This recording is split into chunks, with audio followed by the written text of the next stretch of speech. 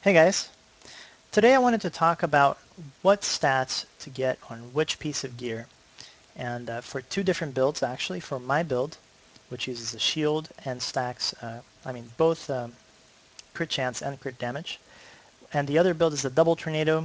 A lot of people are using this now. It's really quick, and I'm going to compare which stats you want on each piece for the different builds. So let's take a look then at my gear real quick. First I want to tell you that I'm using Magic Find gear. That's not a requirement for your itemization, but it does give you better returns when you're farming. So ignore that part. I'm just going to talk about performance in combat. So first of all, for either build, you definitely want a weapon with a socket on your main hand.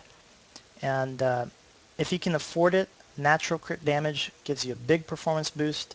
I recommend you use a spreadsheet to calculate your purchases, right? Compare the different weapons with a DPS spreadsheet. I have another video on YouTube about that if you want to check it out. And also getting stats on your weapon is usually very efficient way of making it better. Normally for a given price range, if you find a weapon with just a socket, it's going to be worse than a weapon that has plus vitality in particular. And I like vitality because a lot of people tunnel vision on the more deeps kind of thing. They want the weapon that's going to do the most damage. But if you get vitality on your weapon, for example, I have 2 gems with vitality on my chest. If my weapon instead said plus 100 vitality, I could swap these gems over for strength and it would have the same benefit in terms of performance. So people undervalue the vitality on the weapon. When you're looking at weapons, definitely consider the vitality as part of it. I'm going to be making a separate video later about weapons in particular and how to calculate their benefit. But that's for a different video. For this one, I just wanted to say that stats, crit damage, and socket is the way to go, regardless of which build you're using. If you're using a shield, you definitely want to get crit chance on it. Crit chance massively increases your DPS. I mean, obviously, if you ever picked Weapon Master as one of your passives, you know that 10% crit chance, or as if you have an axe or a mace anyways, gives a big boost of DPS. So having it on your shield, it's like even for my build, the shield is a stat stick. I wanted to give the most combination of stats that I can. The plus armor on the shield is huge, right? It's the conversion of armor to resist all is roughly 10 armor to 1 resist. So this says 106 resist just from the armor, the very top, right? And then all the other stats are giving you a direct benefit to your character. If you didn't get this vitality here, you would have to get it somewhere else and so forth. So this is a massive DPS increase to use a shield. It's better to use a shield like this than it is to use a poor weapon. Like regular dual wielding doesn't work very well. However, dual wielding works very well for the double tornado build because they can afford to get slightly weaker weapons, lower DPS, and instead get life on hit, like a very large number of like 900 or 800. Get lifesteal. Life on hit is much better than lifesteal, but it's still another stat that you can get on your weapon. So what you normally see on the offhand here is a weapon that might have like 500, 600 DPS, a socket, natural crit damage,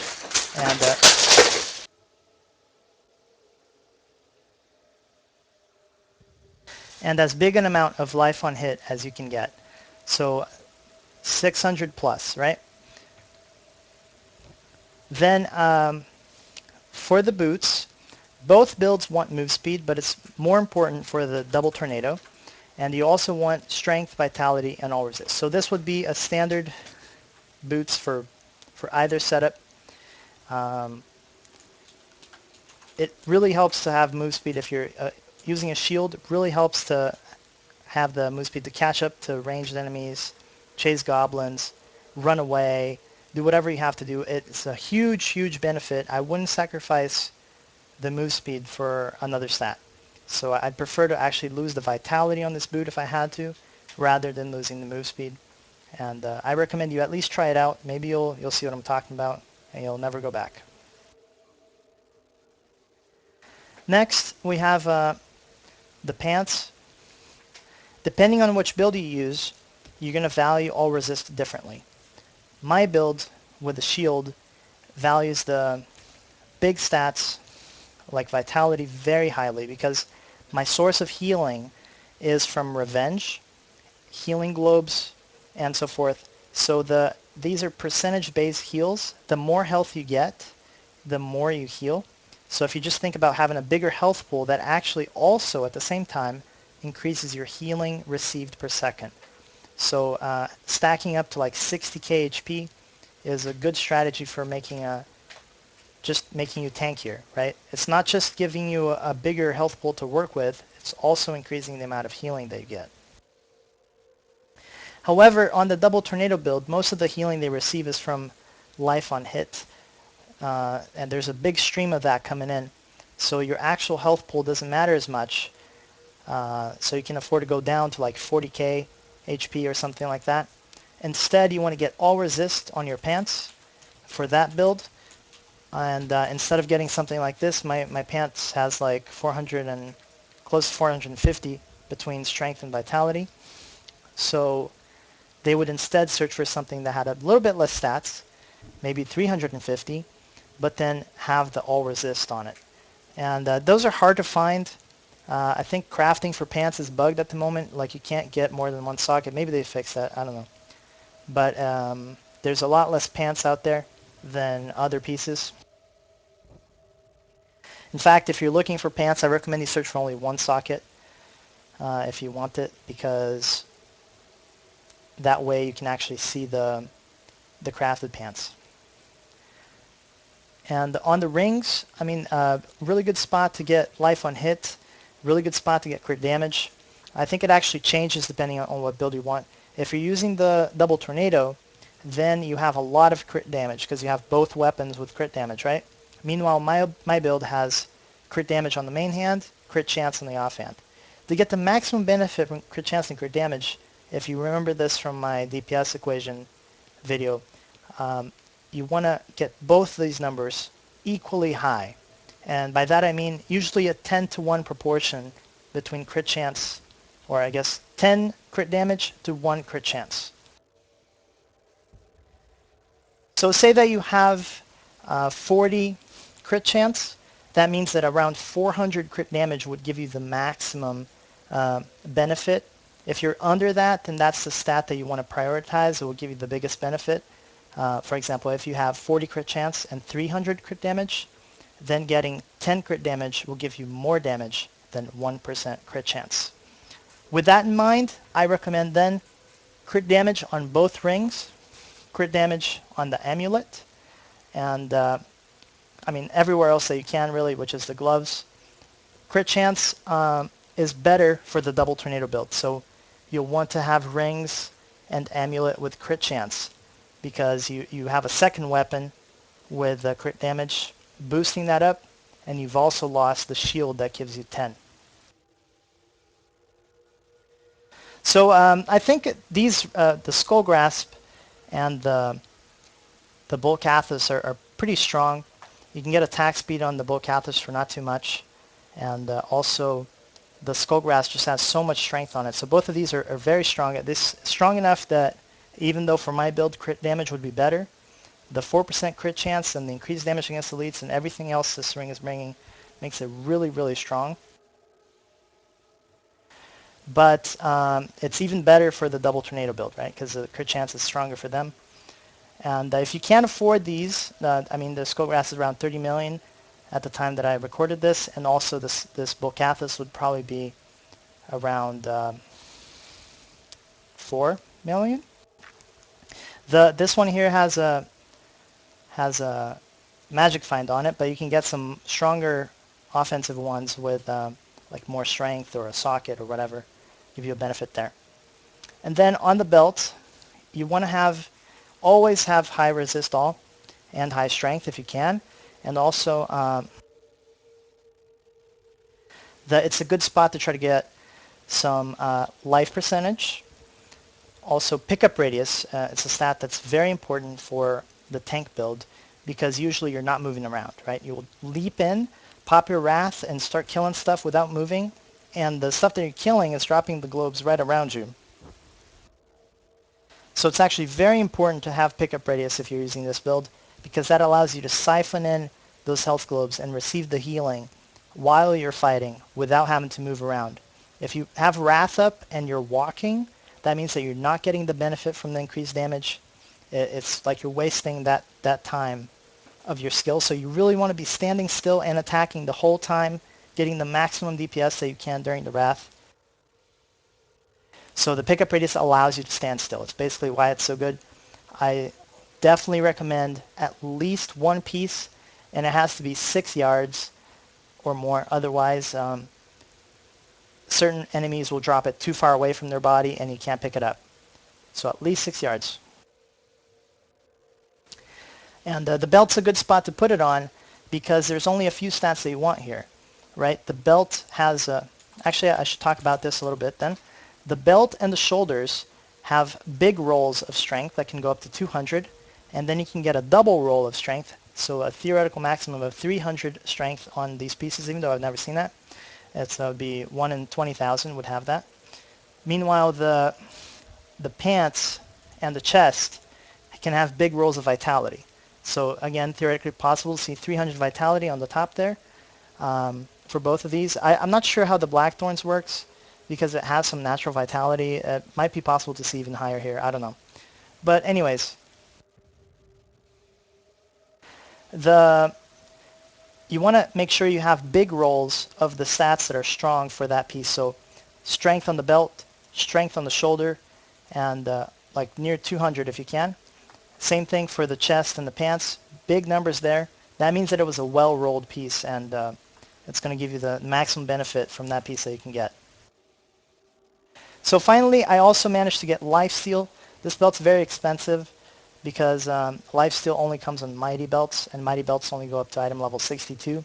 So there's a lower cap on the stats on it. So if you want to get a good lifesteal belt, it's going to be really expensive, but it's worth it.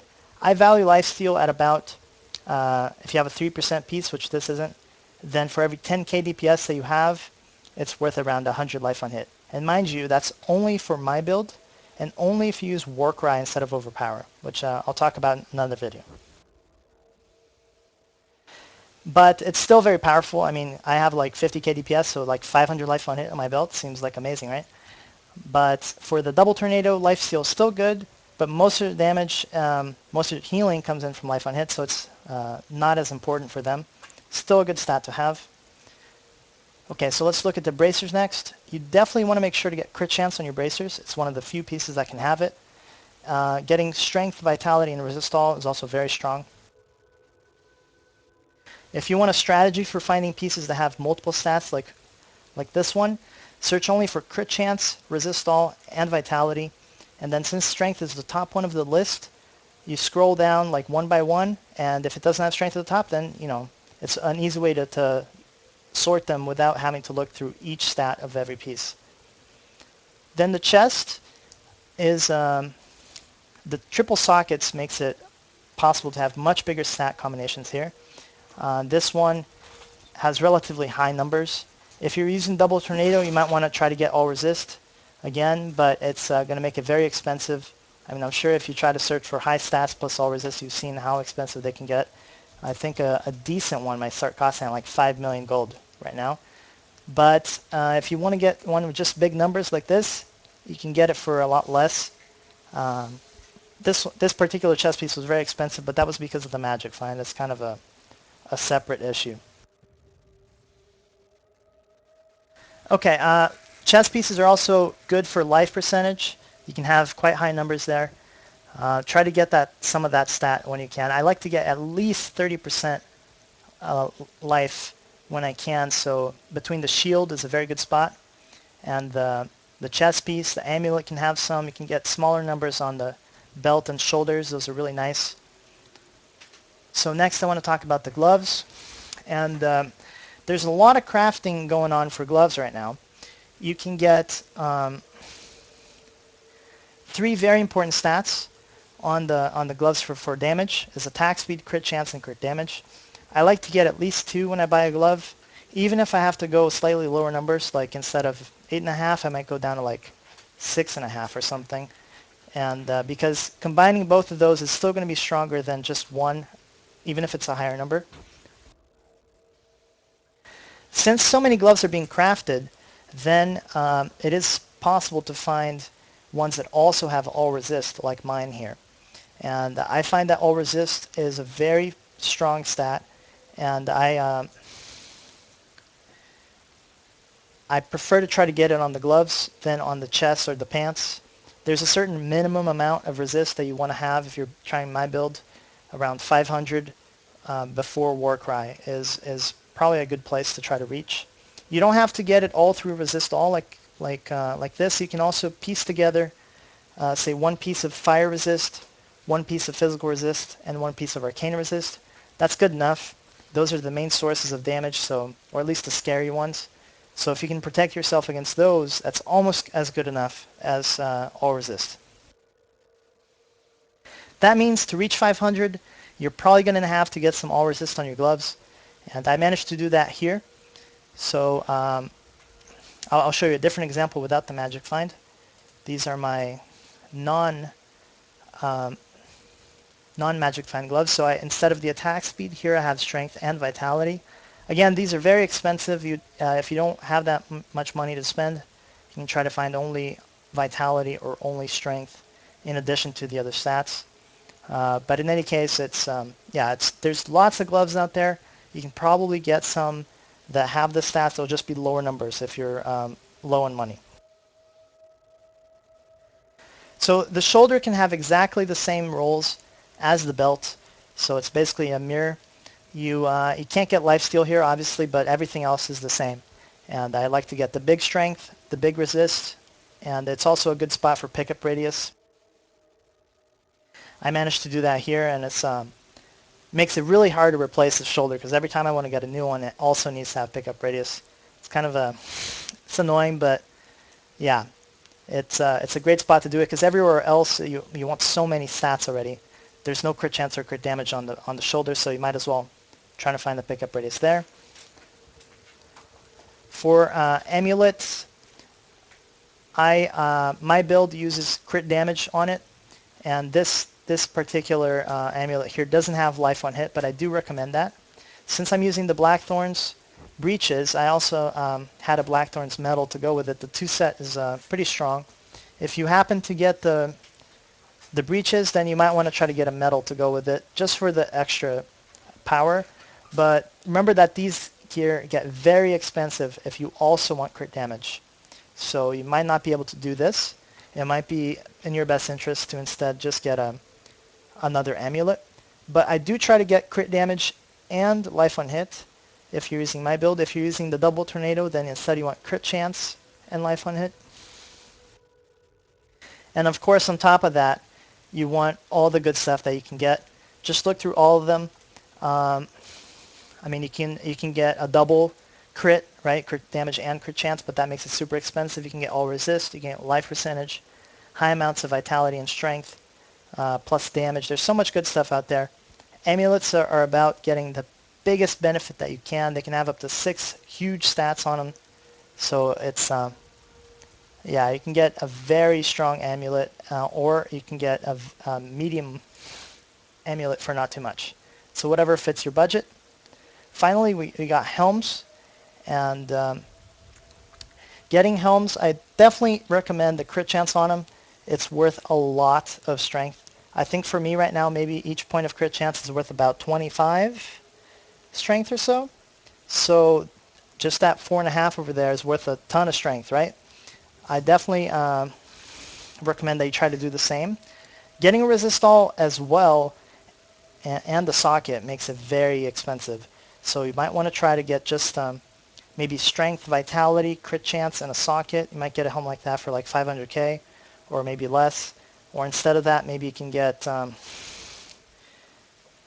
even weaker, like even cheaper ones with, instead of dropping either vitality or strength and then adding other random stats in there, like some physical resist or plus armor or something like that. Meanwhile, you can go all the way up to, I mean, a good helm with strength, vitality, resist all, crit chance, and a socket would cost at least like 30 million, I think. So,